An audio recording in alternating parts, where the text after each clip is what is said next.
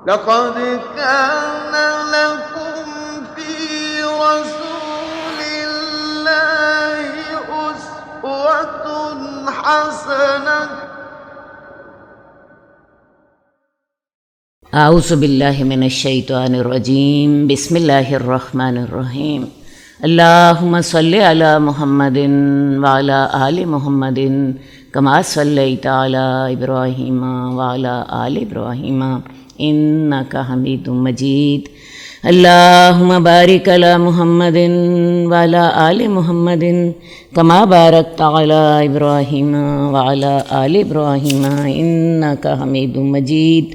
حدیث نمبر 3026 ابن عباس سے روایت ہے، رسول اللہ صلی اللہ علیہ وسلم نے فرمایا فرشتے 3 آدمیوں کے قریب بھی نہیں پھٹکتے، ایک جنبی آدمی، ایک نشئی آدمی اور ایک خلوق لگائے ہوئے آدمی۔ تو لہٰذا یہ 3 طرح کے لوگ آپ کو سخت ناپسند ہیں۔ کون سے؟ پہلی بات جنبی آدمی۔ جنبی آدمی کے قریب فرشتے نہیں آتے جب تک کہ وہ غسل نہ کر لے۔ اجازت ہے کہ جنبی آدمی جو ہے اگر وہ فوراً غسل نہیں کرتا تو وہ وضو کر کے سو جائے یا تیمم کر لے یا وضو کر کے کھانا کھا لے، یہ اجازت ہے۔ لیکن بہتر کیا ہے کہ جنبی آدمی جتنی جلدی اس سے ہو جائے اپنی جنابت کو دور کر لے، اور دور کرنے کا کیا طریقہ ہوگا؟ غسل کرنا۔ ٹھیک ہے جی۔ دوسری بات نشئی آدمی۔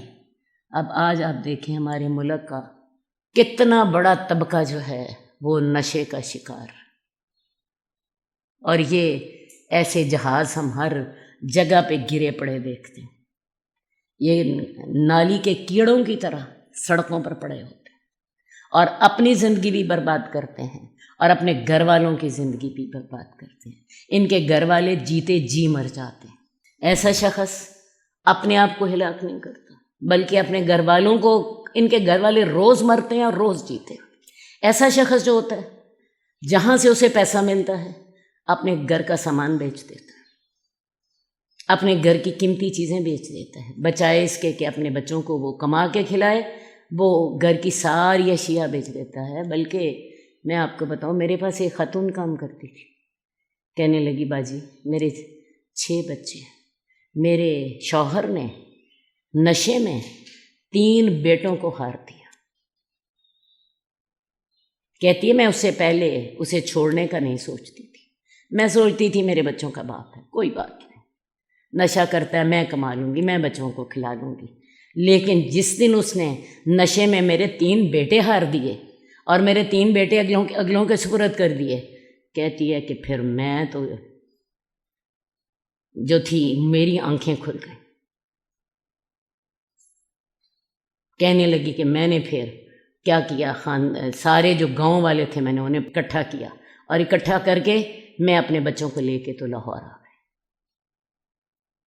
تو اصل بات ہے یہ جو نشئی ہوتے ہیں روز مرتے ہیں روز جیتے ہیں، اور اپنے گھر والوں کو انہوں نے ایک عذاب میں ڈالا ہوتا ہے۔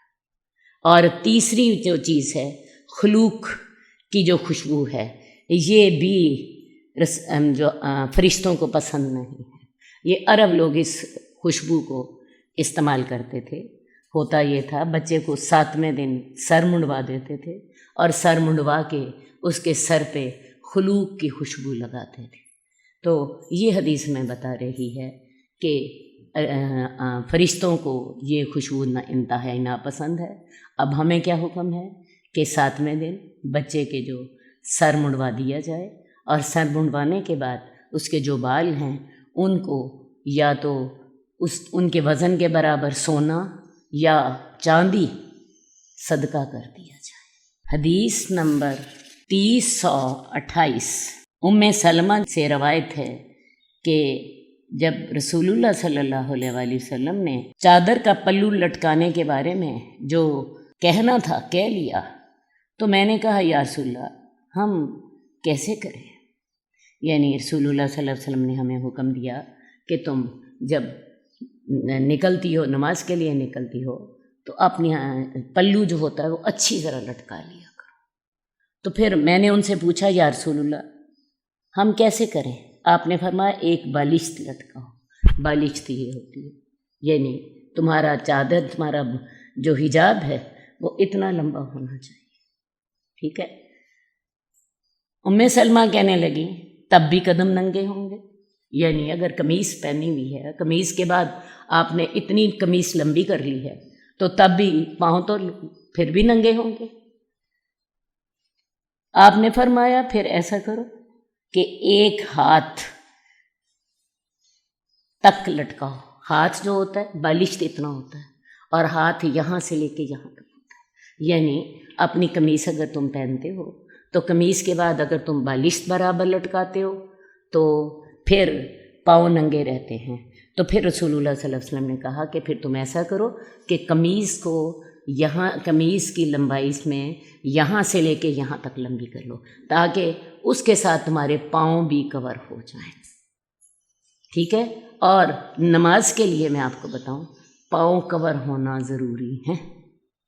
اب پاؤں کور ہونے کے لیے میں آپ کو ڈیٹیل بتا دوں، پاؤں کے جو اگلا حصہ ہے جہاں ہماری انگلیاں ہوتی ہیں وہ اگر ہماری کھلی رہتی ہیں تو جائز ہے، لیکن پاؤں کا جو اوپر والا حصہ ہے، جو پاؤں کی پشت جس کو ہم بولتے ہیں، وہ ہماری کور ہونی چاہیے۔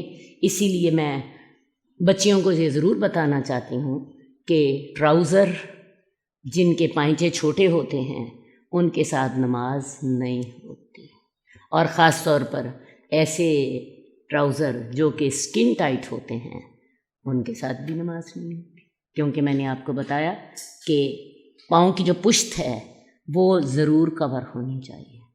ایسا کیجئے یا تو پھر جرابیں پہن کے نماز پڑھ لیجیے تاکہ اگر آپ کے ٹراؤزر جو ہیں یا آپ کی جو شلوار ہے ان کے پائنچے چھوٹے ہیں تو جرابیں پہن کے نماز پڑھ لیجیے، تو یا پھر ایسا کریں نماز کے لیے اپنا کوئی لباس علیحدہ رکھ لیں، کیونکہ نماز میں آپ کو آپ کے پاؤں کور ہونے چاہیے۔ اسی لیے آپ نے دیکھا ہوگا کہ عام طور پہ خواتین جو ہوتی ہیں وہ بڑے پائنچوں والی نماز پڑھتے، بڑے پائنچوں والی شلوار کے ساتھ نماز پڑھتی ہیں، بڑے پائنچوں والی نماز کے ساتھ، شلوار کے ساتھ آپ کے پاؤں کی جو پشت ہے وہ ڈھک جاتی ہے، ٹھیک ہے؟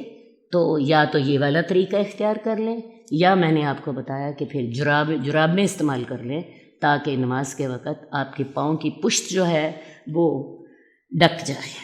سبیہ اسلمیہ سے روایت ہے، حضرت عائشہ کے پاس شام کی عورتیں آئیں تو حضرت عائشہ نے کہا تم کس قبیلے کی ہو؟ انہوں نے کہا ہم اہل حمص سے ہیں۔ کہتی ہیں حمام والی؟ انہوں نے کہا ہاں۔ حضرت عائشہ نے کہا میں نے رسول اللہ صلی اللہ علیہ وسلم سے سنا، آپ فرماتے تھے حمام میری امت کی عورتوں پر حرام ہے۔ ان میں سے ایک عورت کہنے لگی میری لڑکیاں ہیں، میں شراب سے سر دھو کر ان کی کنگھی کرتی ہوں۔ کہنے لگی کون سی شراب؟ کہنے لگی کہ خمر، اس شراب کے ساتھ۔ تو حضرت عائشہ نے فرمایا کیا تو خوش ہوگی کہ تو خنزیر کے خون سے کنگھی کرے؟ اس نے کہا نہیں۔ تو فرمایا یہ بھی اسی طرح ہی ہے۔ اب عرب لوگ کیا کرتے تھے کہ یہ لوگ حمام میں جاتے تھے اور حمام میں تمام لوگ اپنے کپڑے اتارتے تھے اور کپڑے اتار کے پسینہ لیتے تھے۔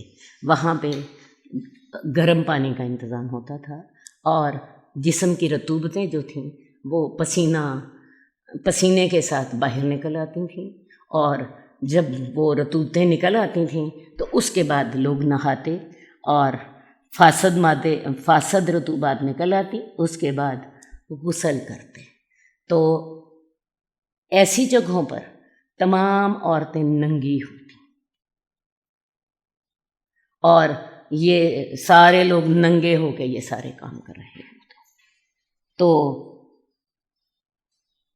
رسول اللہ صلی اللہ علیہ وسلم نے پھر فرمایا کہ عورتیں حمام میں نہ جائیں، کیونکہ وہ اس طرح تمام عورتیں ایک دوسرے کے ساتھ ننگی ہوتی ہیں اور ننگی ہو کر وہ اپنی پسینہ لیتی ہیں اور اپنی فاسد رطوبات نکلنے کے بعد اجتماعی غسل کرتی ہیں، تو ایسی جگہیں پہ جانا شریعت نے منع کر دیا ہے۔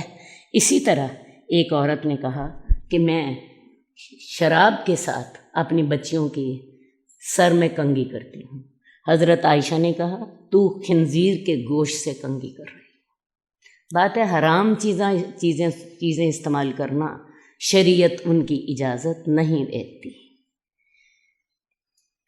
بیوٹی پارلر میں بھی اگر ایسے کام ہوں تو وہاں جانا بھی حرام ہوگا۔ آج ہمارے ہاں بیوٹی پارلرز میں بہت کچھ ایسا ہو رہا ہوتا ہے جن کی شریعت اجازت نہیں دے رہی ہوتی۔ انڈر آرمز، انڈر لیگ، اور وہاں پہ بعض اوقات مرد بھی ہوتے ہیں، بعض اوقات عورتیں بھی ہوتے ہیں، اور آپ کو پتہ ہے یہ جو انڈر لیگ ہوتا ہے یہاں پہ یہ شرمگاہ کسی عورت کو کسی دوسری عورت کی دیکھنی حرام ہے۔ کسی عورت کو کسی دوسری عورت کا انڈر لیگ جو ہے دیکھنا حرام ہے۔ تو لہٰذا اگر ہمارے بیوٹی پارلر میں بھی اس طرح کی خرابیاں ہو رہی ہوں تو وہاں پر جانا بھی حرام ہوگا۔ اسی طرح بیوٹی پارلر میں ایک اور کام جو ہوتا ہے وہ بڑا عام ہو رہا ہوتا ہے، یہ جو پلکنگ ہو رہی ہوتی ہے، اس کے بارے میں میرا حال ہے ہم آگے پڑھ لیں گے۔ شریعت نے ان پہ لعنت فرمائی ہے، تو ہر کام جو ہے اس کے بارے میں دیکھیے شریعت کی حدود کیا ہے، اور پھر ان حدود کے مطابق جہاں پہ آپ کو اجازت ملتی ہے فائدہ اٹھا لیجئے، اور جہاں پہ اجازت نہیں ملتی وہاں پہ پھر اپنے آپ کو روک لیجیے۔ حدیث نمبر 3044 حضرت ابو ہریرہ سے روایت ہے، سفید بال تبدیل کر دو اور یہود و نصارہ کی مشابہت مت کرو۔ رسول اللہ صلی اللہ علیہ وآلہ وسلم سب سے زیادہ خوبصورت، میرا خیال ہے یہ موضوع ہم پہلے پڑھ کر آ چکے، اس لیے میں اس موضوع کو نہیں چھیڑوں گی۔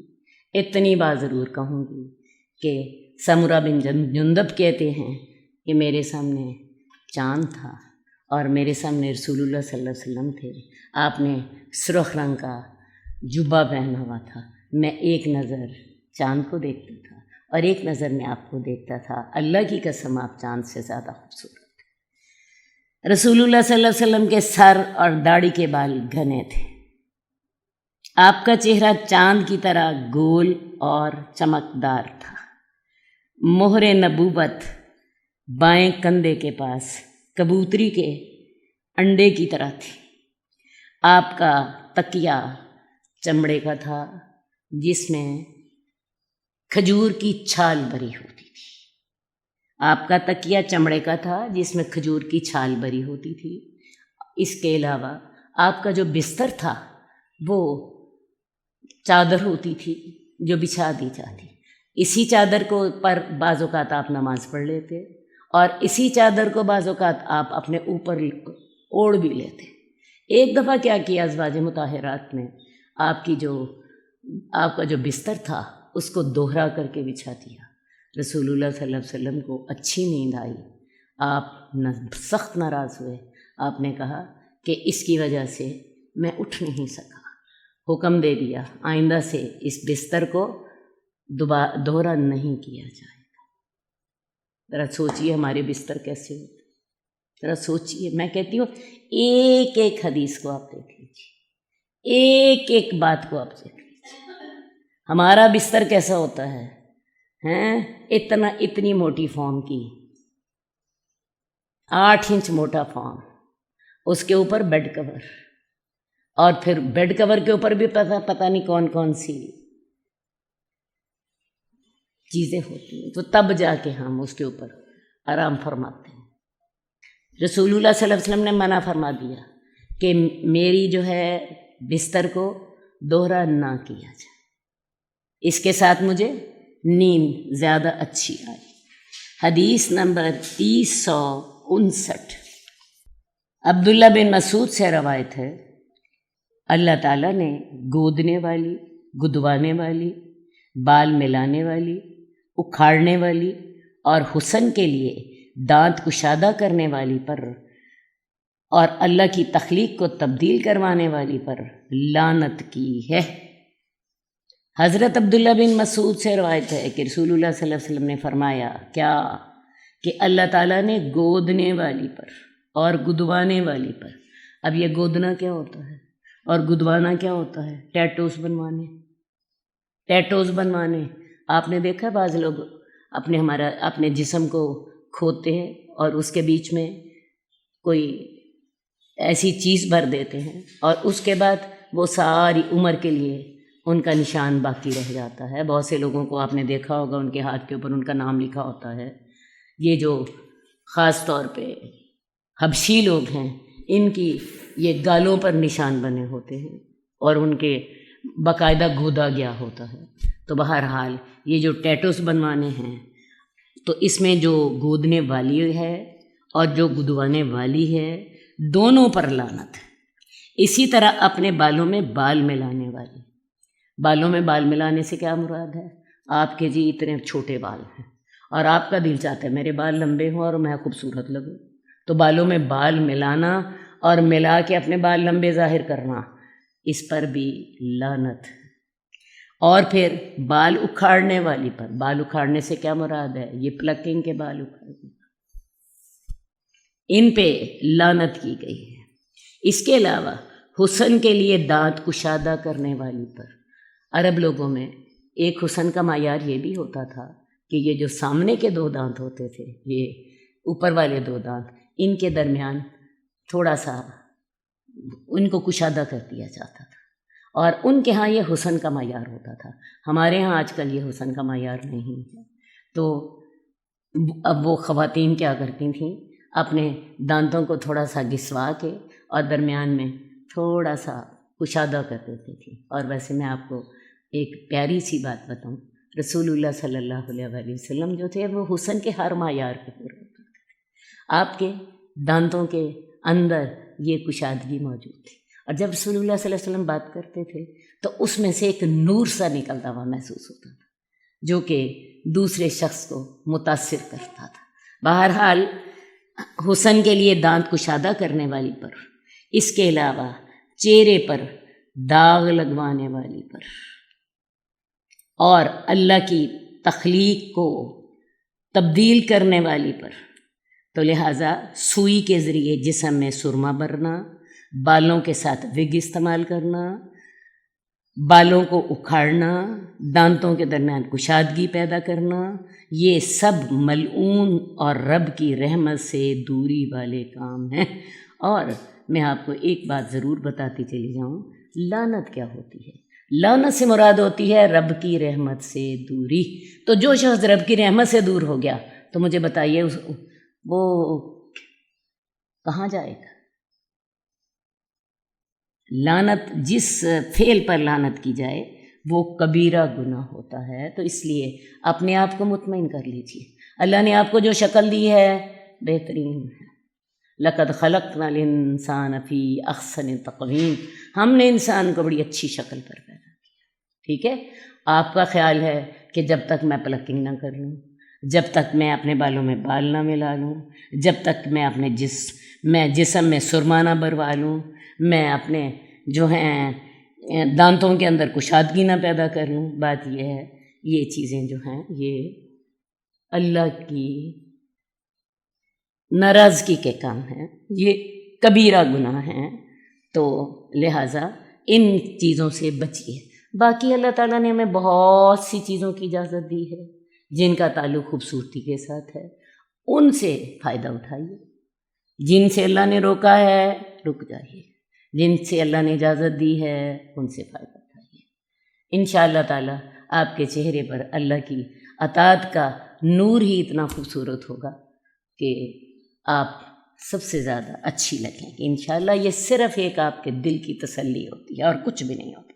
حدیث نمبر 362، معاذ بن انس جوہنی کہتے ہیں رسول اللہ صلی اللہ علیہ وسلم نے فرمایا، جس نے اللہ تعالیٰ کے لیے عاجزی کی وجہ سے لباس چھوڑ دیا حالانکہ وہ خوبصورت لباس پر قادر تھا، اللہ تعالیٰ قیامت والے دن اسے ساری مخلوق کے سامنے بلائیں گے، اسے اختیار دیا جائے گا کہ ایمان کا جو حلہ وہ چاہتا ہے وہ پہن لے۔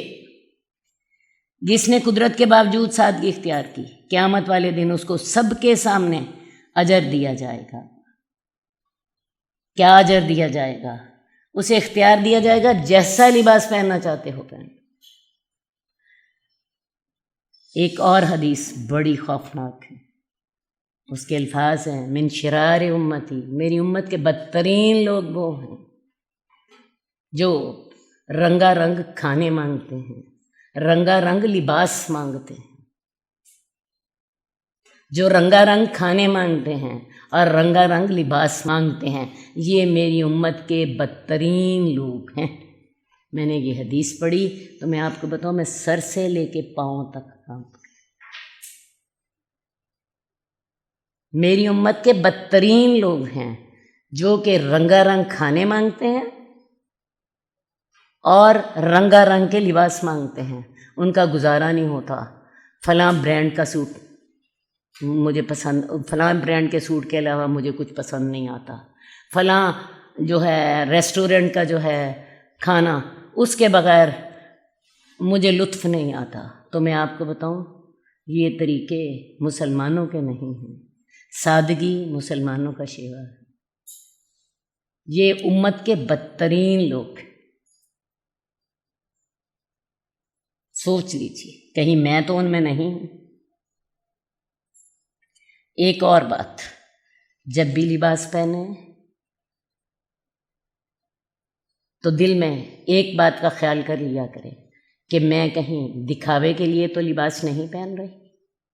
ہم عورتیں کیا کرتی ہیں جب شادی ہوتی ہے، ہمارا دل ہوتا ہے میرے کپڑے سب سے بہترین ہوں گے، آج میں نے وہ لباس پہننا ہے جو کسی نے نہ پہنا، اور میں نے اپنا لباس کسی کو دکھانا بھی نہیں، اور میں نے جتنا اچھا میں نے تیار ہونا ہے، میں نے آج سب سے نمایاں لگنا ہے۔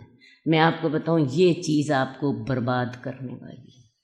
حدیث کے الفاظ ہیں من یرائی اللہ بہی، متفق علیہ حدیث ہے، جس نے دکھاوا کیا اللہ قیامت والے دن اس کو ذلیل کرے گا سب کے سامنے، جبکہ اولین اور آخرین شامل ہوں گے۔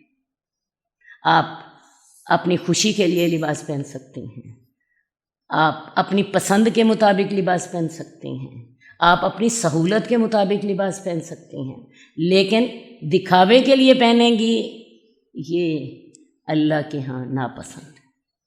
یہ اس پر یہ عذاب ہے کہ قیامت والے دن اللہ تعالیٰ اس کو ذلیل کرے گا۔ دوبارہ آپ سے کہتی ہوں، آپ اپنی پسند کے مطابق لباس پہن سکتی ہیں، آپ اپنی آسائش کے مطابق لباس پہن سکتی ہیں، آپ اپنی خوشی کے لیے لباس پہن سکتی ہیں، لیکن اگر آپ دکھاوے کے لیے کرتی ہیں ریا شرک ہے۔ یہ میں آپ کو پہلے کئی دفعہ بتا چکی ہوں۔ اگر آپ نے دکھاوے کے لیے یہ کیا، سوچا کہ میں آج دی بیسٹ ہوں گی، میرے سے زیادہ خوبصورت کوئی نہیں ہوگا، میرے سے زیادہ اچھا تیار کوئی نہیں ہوگا، میں آپ کو بتاؤں اللہ تعالیٰ ایسے شخص کو قیامت والے دن سب کے سامنے ذلیل کرے گا۔ متفق علیہ حدیث۔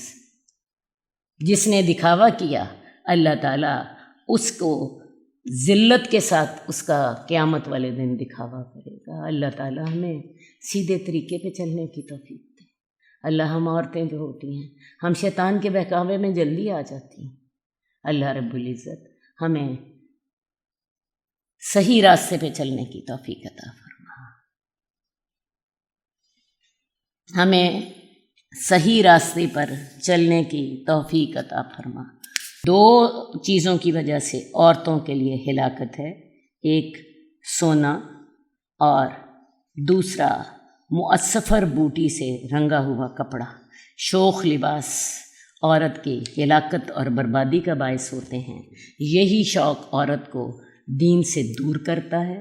ایسے تکلفات میں الجھ کر خواتین اپنی آخرت برباد کر بیٹھتی ہیں۔ اس لیے زیورات اور نمود و نمائش کے میں مقابلہ بازی سے گریز کریں۔ اور میرا خیال ہے ہم عورتیں ہم میں سے ہر عورت یہ کام ضرور کریں۔ سوچ لیجئے کیا بنے گا کل۔ زیورات اور نمود و نمائش میں مقابلہ بازی سے بچیے۔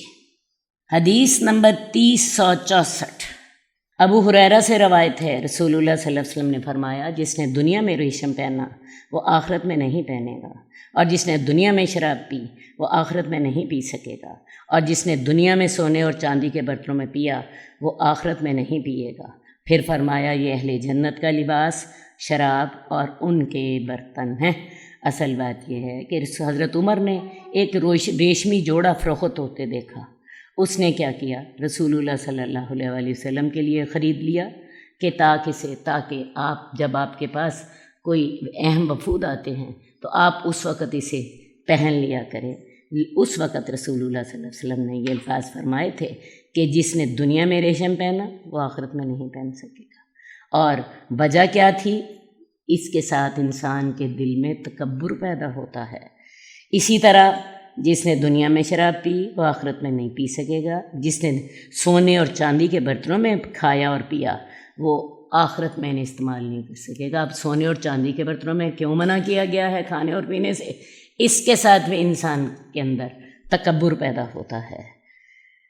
پھر آپ نے فرمایا، یہ اہل جنت کا لباس اور شراب اور ان کے برتن ہیں۔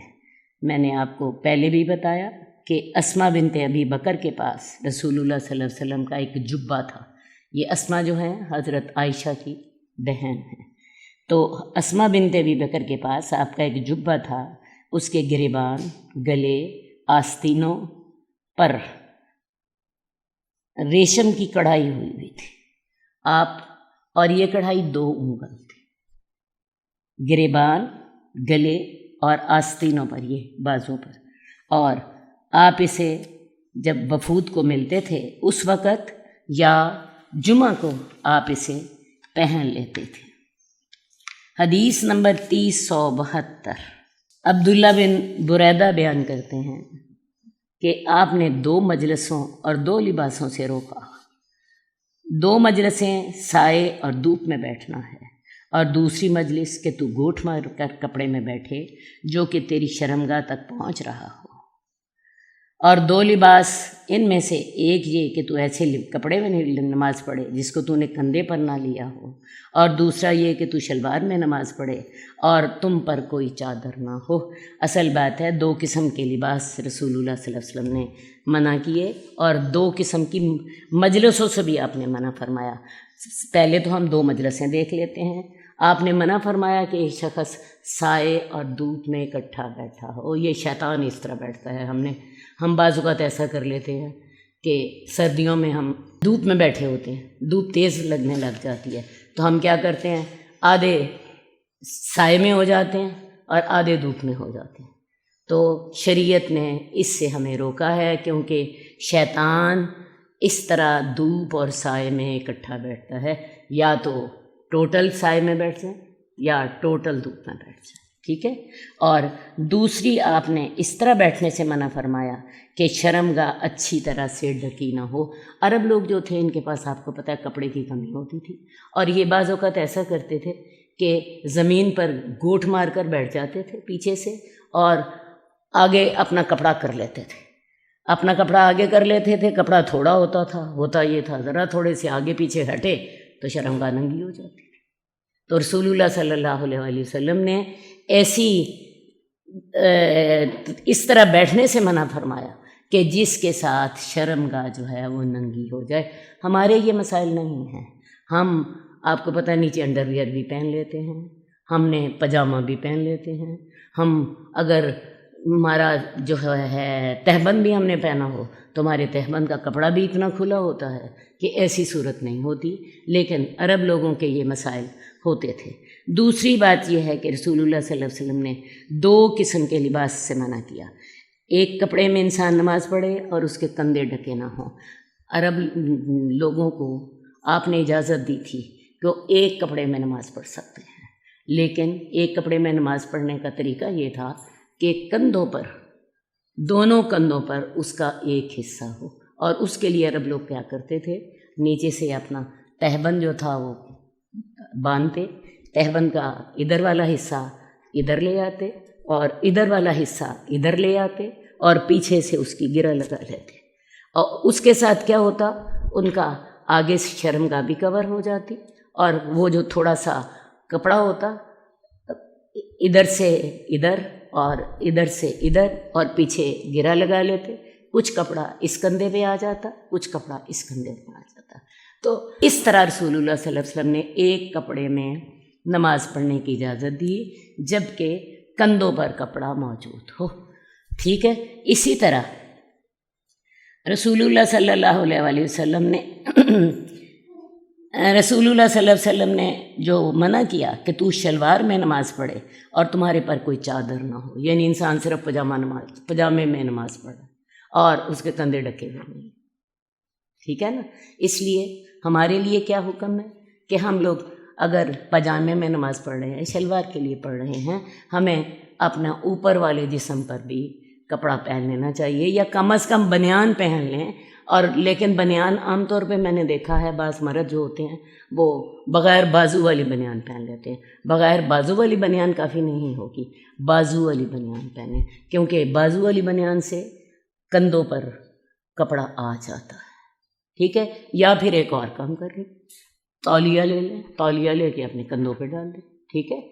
اور نیچے آپ نے شلوار پہنی ہے یا قمیص پہنی ہے، اوپر تولیہ لے لیں، یا پھر کندھوں والی جو ہے نا، بازوؤں والی جو ہوتی ہے بنیان، وہ پہن لیں۔ حدیث نمبر 3077۔ ابو امامہ کہتے ہیں کہ رسول اللہ صلی اللہ علیہ وسلم سفید داڑھی والے انصار کے کچھ لوگوں کے پاس گئے اور کہا، اے انصار کی جماعت، سرخ اور زرد رنگ اپناؤ اور اہل کتاب کی مخالفت کرو۔ انہوں نے کہا، اے رسول اللہ، یقیناً اہل کتاب اپنی داڑھیاں کاٹتے ہیں اور مونچھیں بڑھاتے ہیں۔ تو رسول اللہ صلی اللہ علیہ وسلم نے فرمایا، داڑھیاں بڑھاؤ اور مونچھیں کاٹو اور اہل کتاب کی مخالفت کرو۔ انہوں نے کہا، ہے اللہ کے رسول، اہل کتاب موزے پہنتے ہیں، جوتے نہیں پہنتے۔ تو آپ نے فرمایا، جوتے اور موزے دونوں پہنو اور اہل کتاب کی مخالفت کرو۔ تو یہود سفید بال رکھتے تھے، تم اب ان کی مخالفت کیا کرو، تم اپنے بالوں کو خضاب لگاؤ، سرخ رنگ سے ان کو رنگ لو یا زرد رنگ لو۔ سرخ رنگ سے کیا مراد ہے؟ مہندی کے ساتھ رنگ لو، یا انہیں زرد رنگ سے رنگ لو، تو اپنے سفید بال نہ رکھو، ان کی مخالفت کرو۔ اسی طرح جو تھے یہود جو تھے وہ اپنی داڑھیاں کاٹتے تھے اور مونچھیں بڑھاتے تھے۔ تو رسول اللہ صلی اللہ علیہ وسلم نے کہا، داڑھیاں بڑھاؤ اور مونچھیں کاٹو، دونوں طرف سے اپوزٹ کرو، یعنی مونچھیں تمہاری چھوٹی ہونی چاہیے اور داڑھی تمہاری لمبی ہونی چاہیے۔ انہوں نے کہا، اللہ کے رسول، اہل کتاب موزے پہنتے ہیں، جوتے نہیں پہنتے۔ آپ نے فرمایا، تم جوتے بھی پہنو، موزے بھی پہنو اور اہل کتاب کی مخالفت کرو۔ اصل بات ہے، قرآن مجید میں آتا ہے، اخلا نعلیک انک بالواد المقدس طویٰ۔ جب حضرت موسیٰ پر پہلی وحی آئی ہے تو اللہ تعالیٰ نے آپ سے کہا تھا تو اپنے جوتے اتار دے۔ شاید حضرت موسیٰ کے جوتے میں کوئی اس وقت گندگی لگی ہوگی۔ اب اسی حکم کے تحت جو اہل یہود ہیں وہ جوتی پہن کے نماز نہیں پڑھتے، لیکن مسلمانوں کو آپ نے کیا حکم دیا؟ تم جوتی پہن کے نماز پڑھ سکتے ہو، اور اللہ کے رسول صلی اللہ علیہ وسلم جوتے پہن کر نماز پڑھ لیتے تھے۔ آج آپ کو یہ بات بڑی عجیب لگ رہی ہوگی، لیکن اگر آپ کے جوتے خشک ہیں، آپ جوتی پہن کے نماز پڑھ سکتے ہیں۔ رسول اللہ صلی اللہ علیہ وسلم کی یہ سنت ہے، ٹھیک ہے۔ ہاں، اگر آپ کا جوتا گیلا ہے اور آپ کا خیال ہے کہ اس کو کوئی گندگی لگی ہوئی ہے تو پھر آپ اس سے بچ سکتے ہیں۔ حدیث نمبر 3078۔ حضرت عبداللہ بن عمر سے روایت ہے، رسول اللہ صلی اللہ علیہ وسلم حضرت فاطمہ کے گھر آئے، ان کے دروازے پر پردہ لٹکا ہوا دیکھا تو آپ داخل نہ ہوئے۔ آپ کم ہی آتے مگر ان سے ابتدا کرتے۔ رسول اللہ صلی اللہ علیہ وسلم جب بھی کہیں سفر سے واپس آتے، سب سے پہلے حضرت فاطمہ کے گھر آتے۔ تو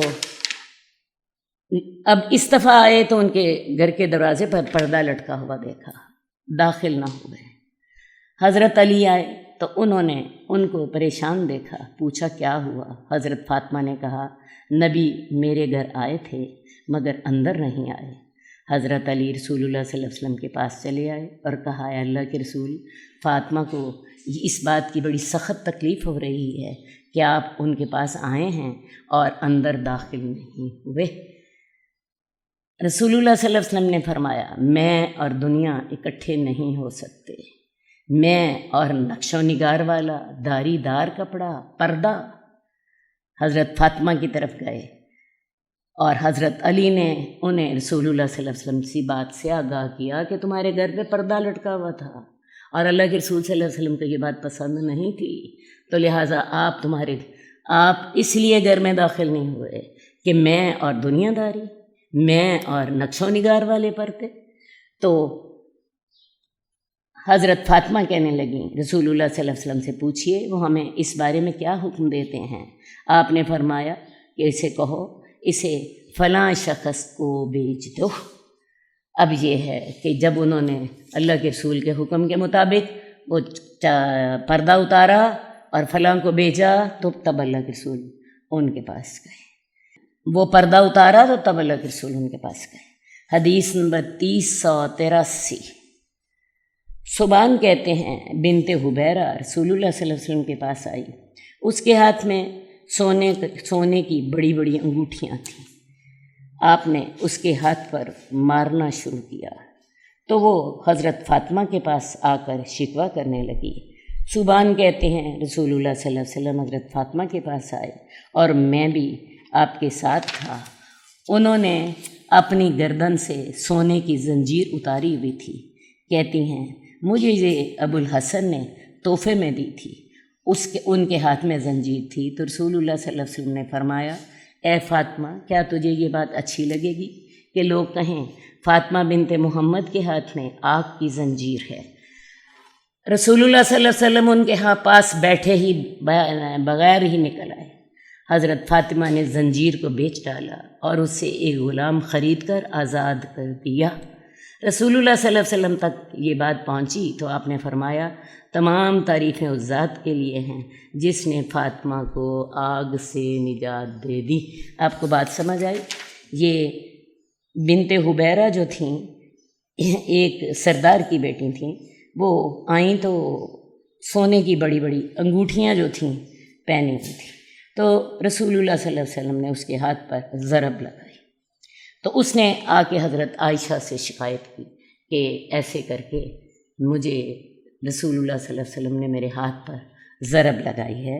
اور حضرت صوبان جو کہ رسول اللہ صلی اللہ علیہ وسلم کے خادم تھے، وہ کہتے ہیں کہ رسول اللہ صلی اللہ علیہ وسلم حضرت فاطمہ کے پاس آئے۔ اب حضرت فاطمہ کو حضرت علی نے سونے کی ایک زنجیر دی تھی، تحفتاً دی تھی۔ حضرت فاطمہ کو خود ہی سمجھ آ گئی۔ انہوں نے کیا کیا، انہوں نے دیکھا کہ اس کو انگوٹھیاں پہننے پر اللہ کے رسول صلی اللہ علیہ وسلم ناراض ہو رہے ہیں۔ حضرت فاطمہ نے اپنے گلے سے وہ سونے کی زنجیر اتار دی اور سونے کی زنجیر اتار کے تو ہاتھ میں پکڑی ہوئی تھی۔ تو رسول اللہ صلی اللہ علیہ وسلم نے حضرت فاطمہ سے کہا کہ اے فاطمہ تجھے یہ بات اچھی لگے گی کہ لوگ کہیں کہ محمد کی بیٹی فاطمہ کے ہاتھ میں آگ کی زنجیر؟ اللہ کے رسول ان کے پاس بیٹھے نہیں، گھر سے نکل آئے، حالانکہ حضرت فاطمہ نے اپنے گلے سے چین اتار کے اپنے ہاتھ میں پکڑ لی تھی۔ ٹھیک ہے جی، تو حضرت فاطمہ نے کیا کیا، زنجیر کو بیچ ڈالا، اس سے ایک غلام خریدا اور اس غلام کو آزاد کر دیا۔ اس کے بعد اللہ کے رسول صلی اللہ علیہ وسلم ان کے گھر گئے اور ساتھ ہی آپ نے فرمایا کہ تمام تعریفیں اس اللہ کے لیے ہیں جس نے فاطمہ کو آگ سے نجات دی۔ سونا امت کی عورتوں کے لیے جائز، لیکن رسول اللہ صلی اللہ علیہ وسلم نے اپنے گھر والوں کو سونا پہننے کی اجازت نہیں دی۔ سونا امت کی عورتوں کے لیے جائز ہے، لیکن آپ نے حضرت فاطمہ کے لیے یہ چیز پسند نہیں کی ہے۔ اور دیکھیے الفاظ آپ نے کیا استعمال کیے ہیں کہ تعریف اس ذات کے لیے ہے جس نے فاطمہ کو آگ سے نجات دی، اور اوپر بھی یہ کہا کہ لوگ کہیں گے فاطمہ بنت محمد کے ہاتھ میں آگ کی زنجیر ہے۔ اسی طرح میں آپ کو بتاؤں، حضرت عائشہ عمر چھوٹی تھی، انہیں ان چیزوں کا شوق تھا، حضرت عائشہ کو بھی سونا پہننے کی اجازت نہ تھی۔ انہیں حکم تھا کہ وہ ہاتھی دانت کا زیور، آرٹیفیشل زیور پہن سکتی ہیں، یا پھر چاندی کا، تو اللہ کے رسول صلی اللہ علیہ وآلہ وسلم نے اپنے گھر والوں کے لیے سونا حرام قرار دے رکھا تھا۔ یہ تربیت تھی رسول اللہ صلی اللہ علیہ وآلہ وسلم کی اپنے گھر والوں کے لیے۔ اور ہماری کیا تربیت ہوتی ہے؟ میرا خیال ہے ہم میں سے تو ہر عورت چاہتے ہی ہوتی ہے میں نے اتنا سونا اکٹھا کیا بہت ہے اپنی بیٹی کے لیے، اتنا میں نے اس کو، اتنا اس ایک کو دینا شادی پہ، اتنا ایک کو دینا، اتنا ایک کو دینا۔ دیکھ لیجئے، میں حدیث پڑھا رہی ہوں اور مجھے یوں لگتا ہے کہ ہر حدیث اور ہمارے طرز عمل میں زمین آسمان کا فرق ہے۔ ایک ایک حدیث اور ایک ایک ہمارا طرز عمل اگر آپ دیکھیں تو بہت زیادہ فرق ہے۔ کہاں جائیں گے؟ کہاں جائیں گے؟ اللہ تعالیٰ ہی ہم پر اپنی رحمت فرما دے تو فرما دے، باقی ہمارے اعمال جو ہیں وہ سچی بات ہے اس قابل نہیں ہیں کہ ہم اللہ کے رسول کو اپنا منہ دکھا سکیں۔ اللہم صلی علی محمد وعلی آل محمد کما صلیت علی ابراہیم وعلی آل ابراہیم انک حمید مجید۔ اللہم بارک علی محمد وعلی آل محمد کما بارکت علی ابراہیم وعلی آل ابراہیم انک حمید مجید۔ مولاي صل وسلم دائما ابدا على حبيبك خير الخلق كلهم، مولاي صل وسلم دائما ابدا على حبيبك خير الخلق كلهم، محمد سيد الكونين والثقلين، محمد سيد الكونين والثقلين والفريقين من عرب ومن عجم، مولاي صل